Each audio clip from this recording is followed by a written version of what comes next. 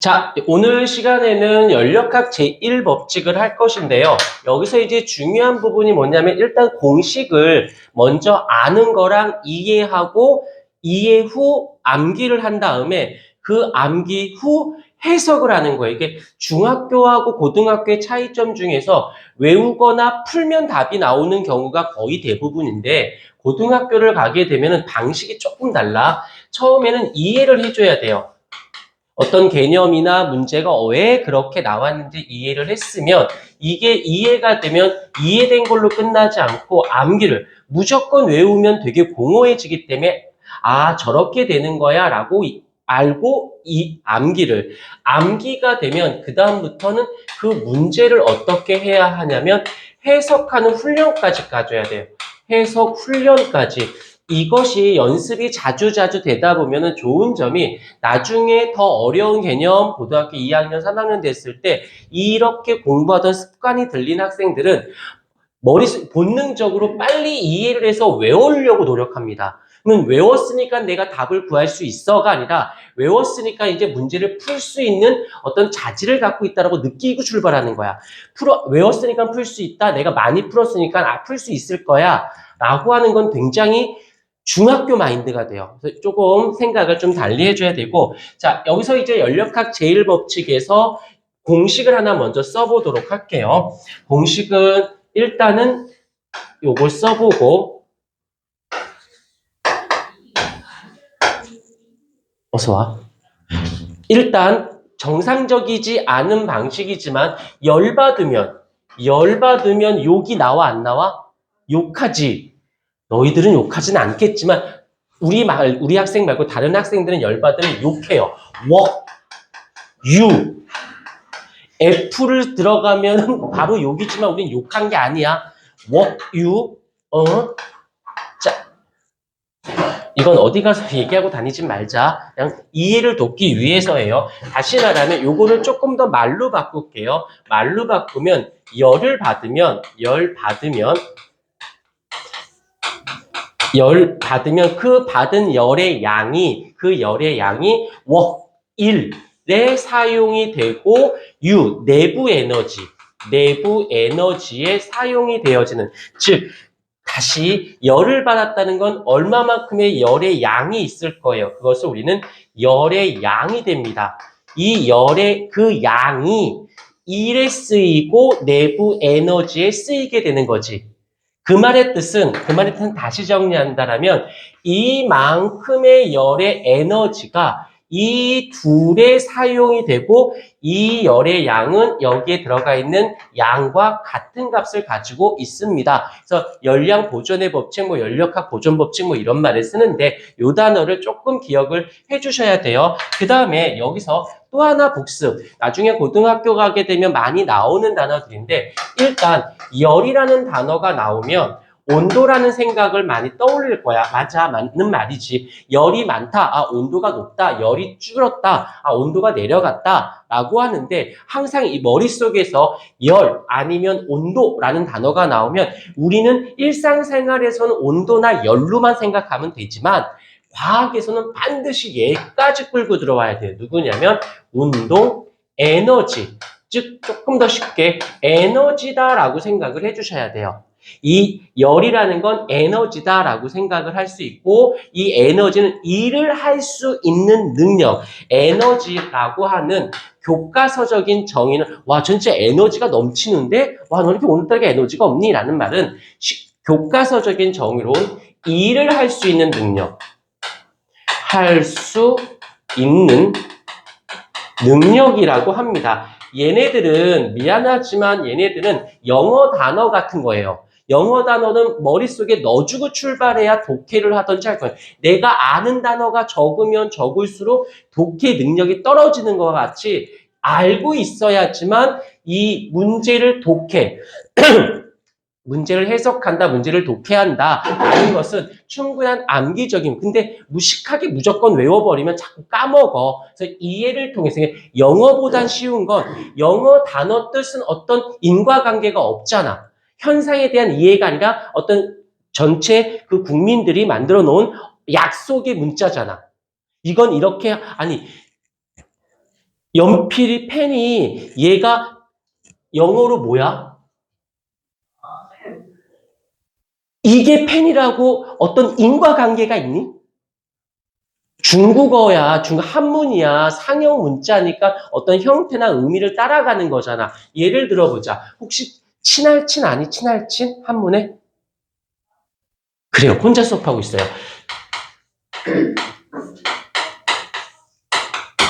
이걸 친할친이라고 한대.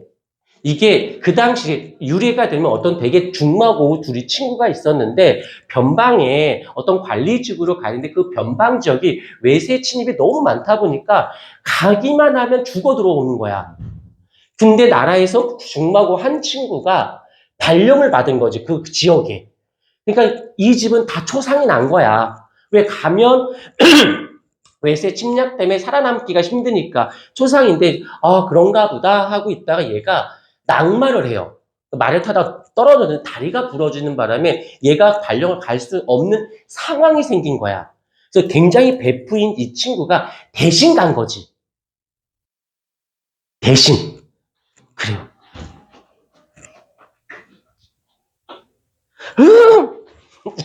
대신 간 거야. 그러니까 이 친구 입장에서 어떻겠어? 마음이 굉장히 무겁지 않을까? 대신 죽으러 간 거나 마찬가지니까. 이게 잘 봐. 이게 뭐니? 나무목이지. 얘가 뭐야? 설립. 얘가 뭐예요? 볼견.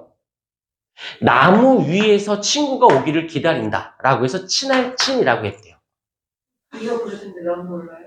다리가 부러졌는데 난 몰라요? 다리가 나았겠지. 나은 다음에 올라갔겠지. 읍스. 저런 이과적인 사람을 만나. 나서 나무 위에 올라가서 친구를 기다렸다. 그래서 친할친 이렇게 어떤 의미를 부여했으면 연관이 되는데 그렇지 않잖아. 얘는 영어는. 그러니까 계속 김영철 코미디언이 그 얘기해서 영어를 잘하는 방법은 자꾸 반복이고 자꾸 노출시켜서 익숙해져야지만 된다라고 하는 것처럼 계속 익숙해져야 돼. 이유도 없이. 그러면 독해가 된대. 하지만 과학은 좀 달라. 과학은 자연에서 있는 아니면 내 인체 내에서 있는 현상들을 문자화, 기호화, 숫자화한 거거든.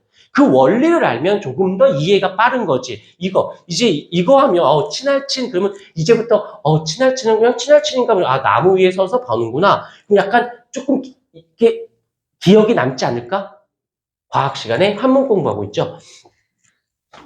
자, 그래서 공부도 접근에 대한 방식이 조금 있다라는 거 잊지 않도록 하시고, 자, 이리하여서 이제 계속 나갈게. 여기서 이제 일을 한다. 자, 빨리 정리해 줄게. 일을 한다. 우리 앞에 따는 역학적 에너지 파트에서 배웠네. 일 구하는 공식은? 그렇지, 잘하셨어요. FS죠. 오케이. FS예요. 색깔 펜을 조금 구별해 볼게. 얘가 힘 곱하기 이동 거리를 곱한 것을 우린 1이라고 해요. 그런데 여기서 이제 한 번만 빨리 해석하고 저번 시간에 복습이 지금의 연장선상이야. 어떤 피스톤이 있고 여기에 이렇게 요만큼의 단면적, 여기다 할게. 단면적 인 라지 A라고 할게요. 그 다음에 여기에 있고 여기에 기체들이 여기에다가 힘을 줄 거예요. 힘. 즉 여기서 미는 힘이라는 건 P, 즉 압력을 이야기하는 겁니다. 여기까지 됐어요. 그 다음에 그로 인해서 얘가 이동했을 거 아니에요. 이 피스톤이 밀려나가서 일로 이만큼 요로 이동을 했어요. 요만큼 요걸 델타 L이다라고 할게. L은 이동거리 라고 이야기를 해줄게.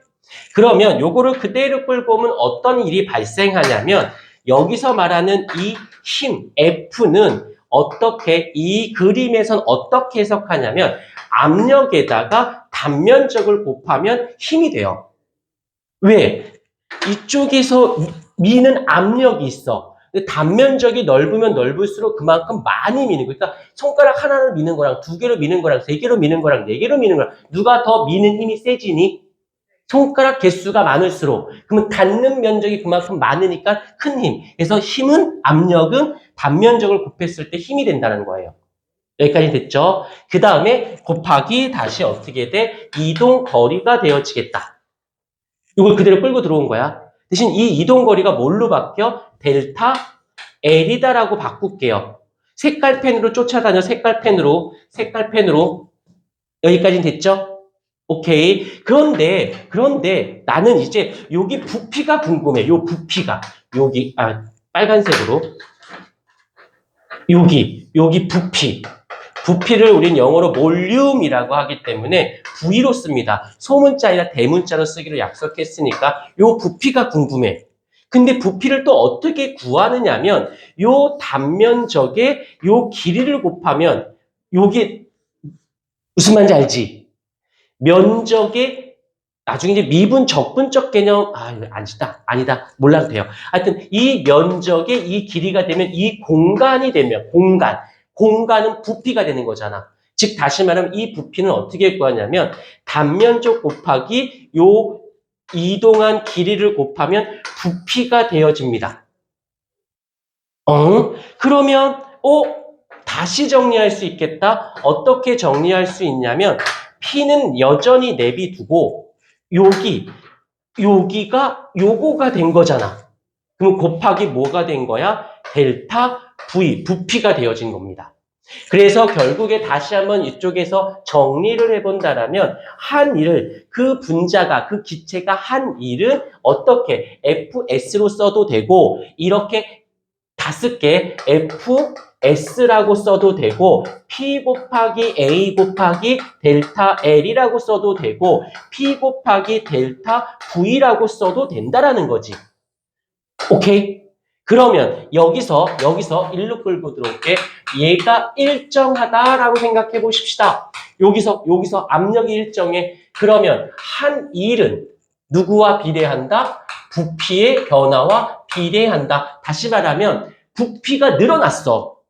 너희가 여기에 있는데 이 공간이 좁아서 부피가 늘었다면 그 안에서 뭐 한 거야? 부피가 늘었다는 건 그만큼 밀었다는 거 아니야? 내가 얘한테 했지. 일을 해야 늘 거 아니야. 이해가 됐습니까? 그래서 요거 정도를 잡아주셔야 한다라는 거예요. 오케이, 이해가 됐죠? 그 다음에 여기까지 더 하고, 필기하고, 또 이제부터 정말 중요한 거 할게. 자, 그 다음에 이제 내부 에너지라고 있습니다. 내부 에너지. 근데 이 내부 에너지는 그 기체가 가지는, 그 분자가 가지는 역학적 에너지의 합과 같은 값을 나타내요. 근데 알겠지만 우리 역학적 에너지 하면 누구와 누구의 에너지를 합한 거와 같다라고 배우더라? 그치? 잘했어요. 뭘 잘했는지 모르겠지만 포텐셜 에너지에다가 운동 에너지 둘을 합한 걸 역학적 에너지라고 하잖아. 그것이 내부 에너지가 어휘가 다른 거지 뜻은 똑같은 거야. 우리 물리적으로 어떤 물체가 이동하거나 높이 올라가거나 속도가 빨라지는 그 물체를 가지고 하면 역학적 에너지라고 하고 그게 이 어떤 일정한 공간 내 기체의 역학적 에너지를 내부 에너지다라고 한다고. 예를 들게 굉장히 이쁜 여학생 이라고 하면 떠오르는 단어가 뭐야? 우리 학원에서 이쁜 여학생 떠오르는 단어 없어. 뭐 이렇게 떠오르잖아. 다 이쁘지. 아우 이쁘지. 어떤 건 바보나 빙구나 지민이나 뭐가 달라? 네? 단어가 다르지 의미가 같잖아. 예를 드는 거지. 여기 지민이가 어딨어? 무슨 말인지 알겠니? 얘는 뭐예요? 라고 하지 말고 똑같은 건데 어휘를 달리한 거야. 그것을 더한 걸. 그런데 여기서 사람들이 그렇게 째려보지 말래? 이미 여기서 이 내부 에너지를 할 때는 이상기체라는 걸 쓴대요. 뭔지 몰라도 돼요. 이상기체일 때 뭔지 몰라도 이디얼 가스라고 하는데 이걸 제대로 배우려면 고등학교 3학년 화학 2로 넘어가야 되는데 이상기체와 실제기체라고 해서 이디얼 가스, 리얼 가스 뭐 이런 말을 쓰는데 아무튼 이게 중요한 게 아니라 이거를 사용해. 그때는 이 포텐셜 이 에너지는 0이 됩니다. 이것도 무시해도 돼. 자, 이제 이것만 기억하자. 뭐만 기억할 거냐면 이 내부 에너지는 무엇이다? 바로 운동 에너지이다. 라는 거. 근데 운동 에너지는 결국엔 누구와 연결이 지어져? 온도나 열로 이어진다라는 거야. 그러니까 여기에 바로 이어서 온도라는 말을 쓰면 되어져요. 그래서 이렇게 내부 에너지는 운동 에너지고 온도예요 라고 얘기한다고. 그래서 온도는 temperature라고 해서 대문자 T를 쓰기로 했고요. 그래서 내부 에너지는 라지 U를 쓰기로 했다라는 거. 그래서 저기 있는 처음의 공식을 다시 끌고 들어와 볼게요. 자, 요거 굉장히 무조건 이제 어느 정도 느낌이 왔으면 이 느낌을 자꾸 반복을 해서 보든지 아니면 귀찮으면 외워버리는지 해서 이해를 하고 외워야 돼요. 자, 더블 열의 양은 워큐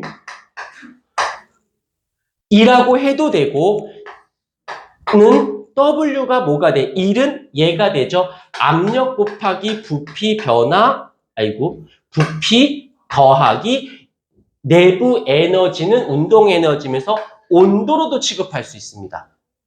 그래서 이걸로 기억을 하든지 이걸로 기억하든지 조금 더 나가볼까? 조금 더 나가면 이렇게도 할 수 있죠. P 곱하기 단면적 곱하기 이동 거리에 더하기 라지 T라고 해도 되고 뭐라고 해도 상관없어요. 알겠습니까? 정리해 주십시오.